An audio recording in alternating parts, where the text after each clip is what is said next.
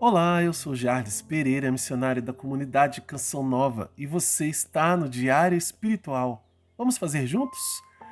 Esse canal é dedicado à palavra de Deus, seguindo o método A Bíblia no meu dia a dia, de Monsenhor Jonas Abib. E aí, que tal acompanhar todos os dias as leituras, seguindo o plano de leitura estabelecido por Monsenhor Jonas?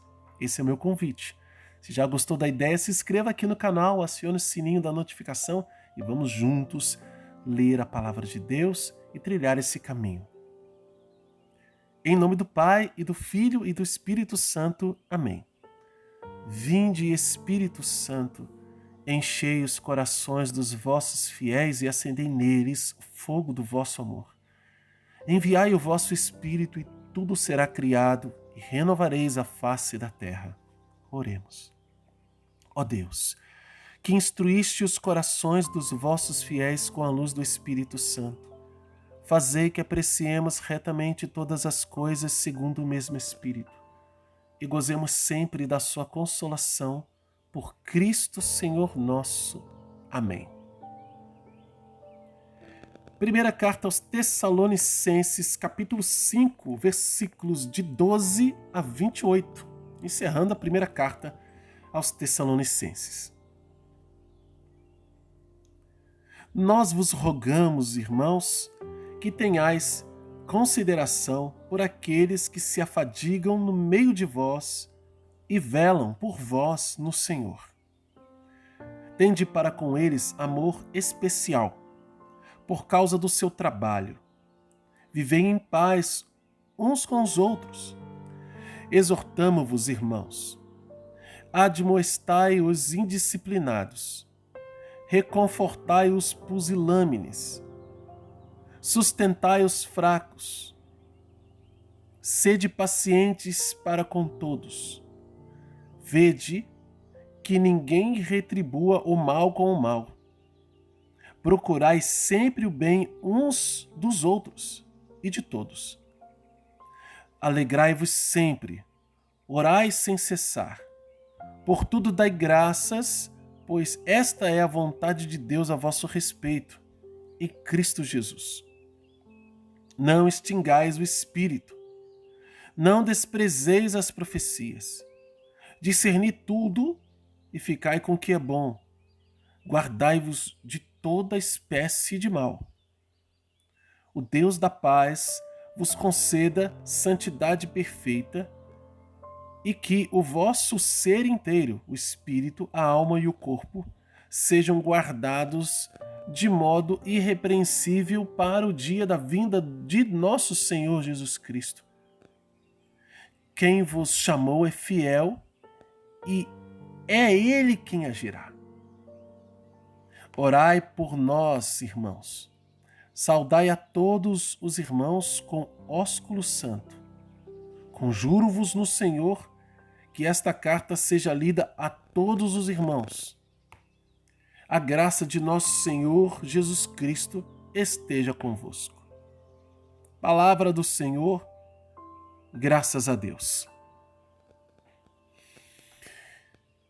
Finalzinho da primeira carta aos Tessalonicenses, e aqui instruções para a gente viver na igreja, para a gente viver bem na igreja. Vivei em paz uns com os outros. Quem aqui já não teve alguma dificuldade na vida na igreja, né? Alguém que falou mal de você, um ciúme lá dentro da pastoral, no grupo que você participa, uma calúnia, uma atitude, né, infeliz que afastou você, enfim, a gente já viu muita coisa.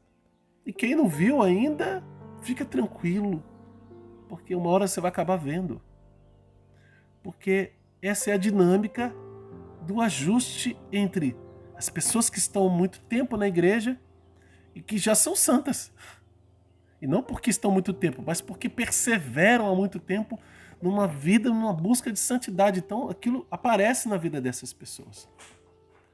Temos pessoas que estão há muito tempo, mas que não são santas, que não se converteram, mas que estão na igreja, no caminho. Deus não expulsa essas pessoas. E aqueles que estão chegando agora, alguns no gás, né, de uma primeira conversão, de uma conversão assim forte, e querem a santidade, e outros nem tanto. Esse é o povo de Deus.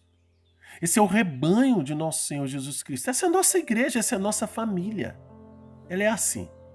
Jesus, né, quando fala da parábola do bom pastor, ele fala que o bom pastor dá vida para as ovelhas, ele vai buscar a ovelha machucada. O profeta Jeremias, inclusive, fala sobre a ovelha ferida, a ovelha magra, a ovelha gorda, como que o pastor ele age com cada uma dessas ovelhas. Jesus, ele é esse bom pastor. E Jesus colocou o Papa e todos os seus sucessores, os bispos, os sacerdotes, para apacentar as suas ovelhas. Como disse no final do Evangelho de São João para São Pedro. Então, a igreja está cheia de ovelhas e cada uma de um jeito. Umas mais curadas, outras menos curadas. Umas mais bem dispostas, outras menos bem dispostas. De maneira que a gente sempre vai ter esse ajuste entre nós. E Paulo está dizendo como a gente deve se comportar na comunidade de fé. Uma das instruções que Paulo dá, ele dá as instruções em praticamente todas as suas cartas. Uma delas é essa aqui, é importante para nós. Então, tudo isso aqui, ó, do versículo 12 ao 22, é tudo ordem de Deus para nós. Já pode anotar, porque olha só como é que ele está dizendo. Isso não é uma opção para nós, a gente precisa viver assim. Nós vos rogamos, irmãos, que tenhais consideração, olha a consideração, por aqueles que se afadigam no meio de vós e velam por vós no Senhor. Ou seja, os líderes da nossa comunidade. Gente que trabalha na igreja, que dá vida, a começar do padre, do pároco. Ah, mas eu não gosto do padre. Gente, não é questão de empatia, não. É questão de gratidão. Esse homem, que talvez você não vá muito com a cara dele, não tenha muita simpatia por ele, mas é preciso ter estima especial. Por quê? Por causa da fadiga. E, é claro, eu dei o exemplo do padre. A gente pode olhar para outras pessoas.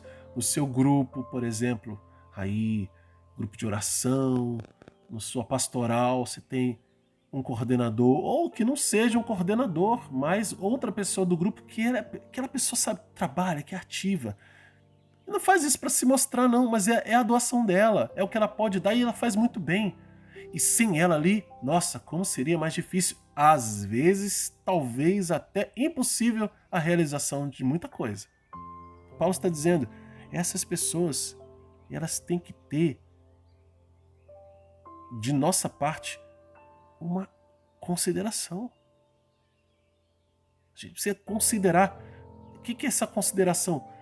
Esse respeito, essa ajuda, essa gratidão que a gente precisa ter por essas pessoas. E aí, ó, tende para com eles amor especial por causa do seu trabalho. E aí entra um pouco daquilo que Paulo já comentou em outra carta, que é necessário que a gente também ajude essas pessoas. Então, às vezes a gente tem, vou dar um exemplo, né? Você tem na sua paróquia um ministério de música. E aquele ministério de música é aqueles ministros de música que se dedicam e tal, e fazem de tudo, né, para ajudar.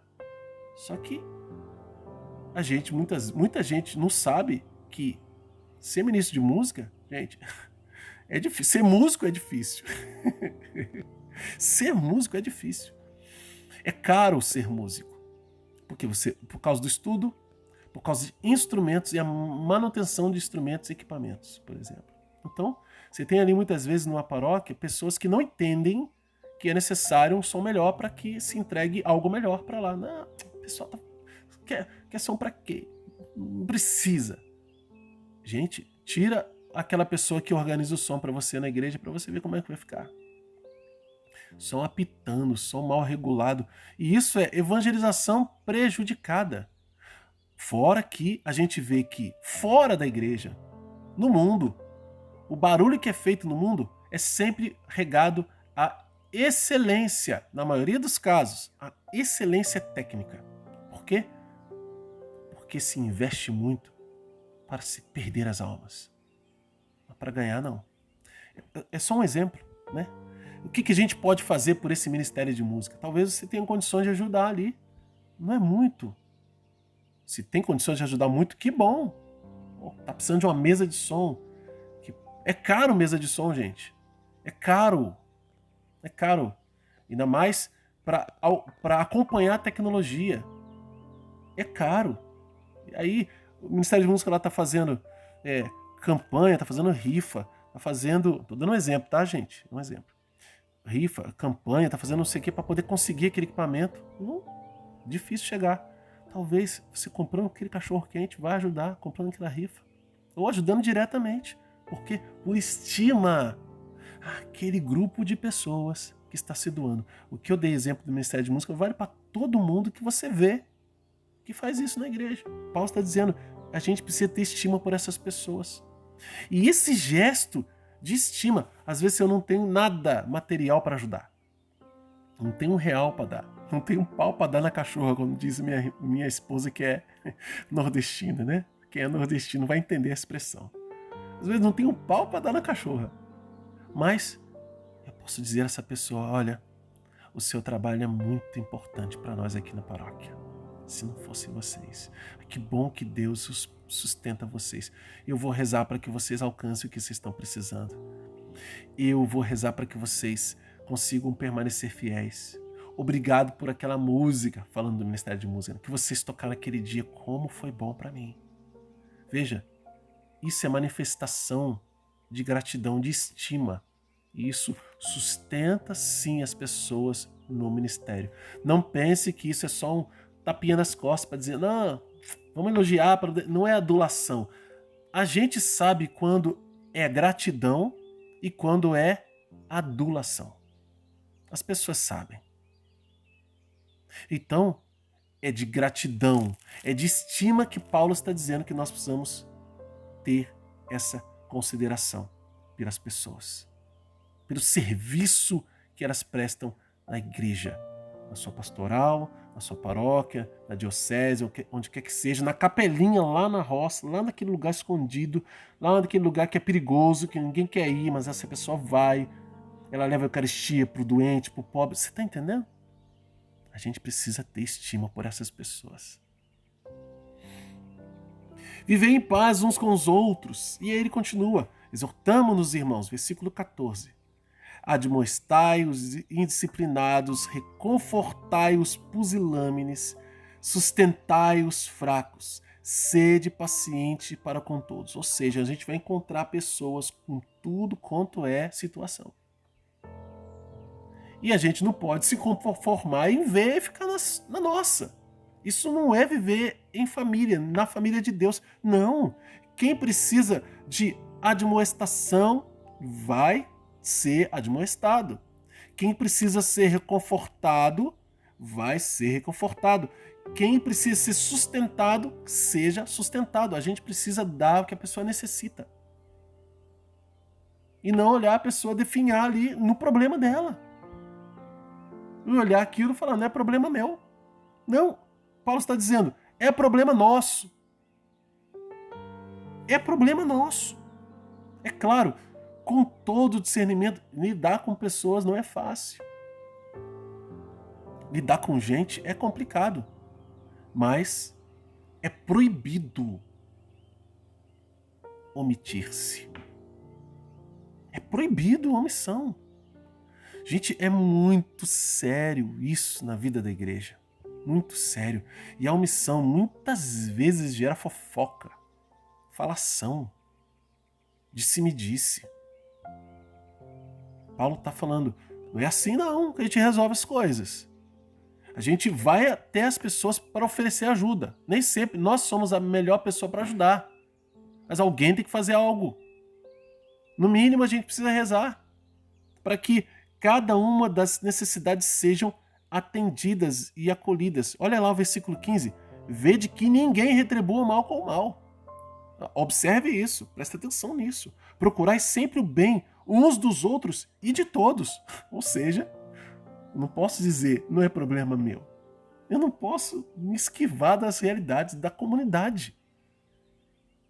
Eu preciso fazer alguma coisa, de alguma forma. É claro que isso, na maioria dos lugares, tem sua organização. Fala com fulano, com beltrano, fala com o padre, ou fala com o coordenador, etc. Mas a gente precisa cuidar uns dos outros com caridade.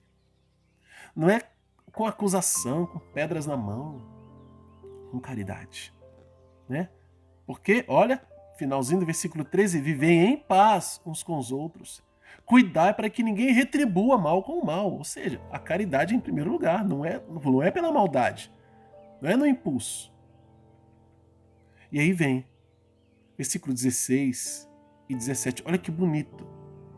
Versículo 16, alegrai-vos sempre. Ponto. Esse é o versículo 16. Ah, que lindo. E o versículo 17, orai sem cessar. Talvez essa seja a mensagem de Deus para você. Alegrai-vos sempre. Orai sem cessar. Versículo 18. Por tudo dai graças, pois essa é a vontade de Deus a vosso respeito em Cristo Jesus. Não extingais o Espírito. Olha, viver sob a manifestação do Espírito Santo. É Ele quem diz. Não desprezeis as profecias. Discerni tudo e ficai com o que é bom. Guardai-vos de toda espécie de mal. Essa é a nossa vida na igreja. Tudo isso aqui, gente, do 12 ao 22 é ordem de Deus. Ordens de Deus para nós. E aí Paulo faz uma oração por nós. O Deus da paz vos conceda a santidade perfeita. E que o vosso ser inteiro, espírito, alma e corpo, sejam guardados de modo irrepreensível para o dia da vinda de nosso Senhor Jesus Cristo. Olha que desejo de Deus para nós. E Ele está desejando porque é possível. E o versículo 24 que vem agora diz isso, garante isso com a promessa. Quem vos chamou é fiel e é Ele que agirá. Se eu confio em Deus, Ele que nos chamou a esta fé, Ele é fiel, Ele agirá, então eu serei santo. Eu estarei pronto para a vinda do Senhor. E aí vem mais ordens. Versículos 25, 26 e 27. Orai por nós, irmãos, ou seja, pelas autoridades da igreja. Saudai a todos os irmãos com ósculo santo, ou seja, a saudação santa a todos os irmãos na fé. Conjuro-vos no Senhor que esta carta seja lida a todos os irmãos, ou seja, isso não pode ficar escondido, tem que ser lida a todos os irmãos. Todos os irmãos na fé. Aqueles que naquela região eram destinados e agora, graças a Deus, graças à igreja, chegou até nós. E termina: a graça do Senhor Jesus Cristo esteja convosco. Também uma oração por nós. Muito rica essa primeira carta aos Tessalonicenses, riquíssimas as instruções para a gente viver bem na igreja. Essa é a nossa vida na igreja, dinâmica, verdadeira, pé no chão, concreta, mas de gente decidida a ser santa, a ir para o céu. Vamos anotar no nosso diário, eu já disse aqui, promessa de Deus, versículo 24, tem bastante ordem, versículos de 12 a 22 e depois de 25 a 27. Qual é a mensagem de Deus para você hoje? Como colocar isso em prática na sua vida? Anota no seu diário e luta para viver. Convido você a se inscrever no canal, a acionar o sino da notificação e a deixar um like, porque o seu like evangeliza. Como que o like evangeliza? Você está inventando essa história? Não estou não.